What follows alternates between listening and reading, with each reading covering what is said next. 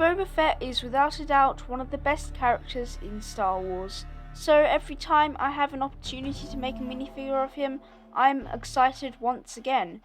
I believe this is my fourth Boba Fett minifigure which I've made, but it was just as fun to make as the first time. Now this specific Boba Fett is from the end of Mandalorian Season 2, and probably from the start of the Book of Boba Fett. Now I've already made one of these before, and I intend to actually make a third one for when the Book of Boba Fett actually releases. But this one's not actually for me, this is actually for someone else, so unfortunately I am not keeping this one.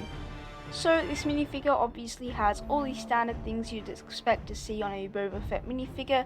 It's got a jetpack, it's got the helmet, it's got the rangefinder, and obviously all the armor and everything on the torso. The jetpack is also magnetized, which is something I think I've done for like a few months now, and it works really well every time. Underneath you can see it just does have a black head, it can be any colour obviously, but that's just because I really couldn't manage to carve out the helmet well enough, and I thought I had at first, and then I started sculpting, and by the time I realised it wasn't enough, it was kind of too late, and I didn't really want to damage the sculpting by trying to carve out.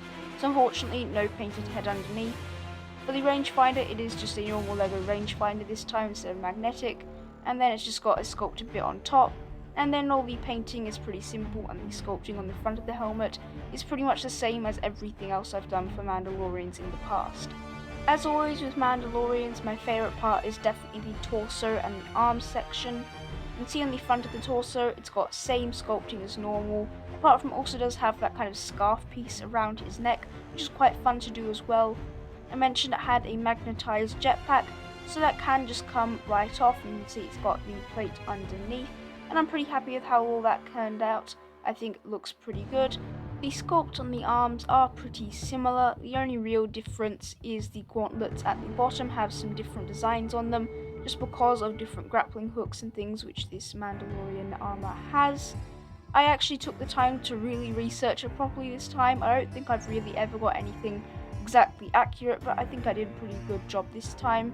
And then I've also painted that mythosaur skull onto one of the arms as well, and I think that looks pretty good. It probably could be a bit better, but I spent so long doing that and I really thought that it was just good enough.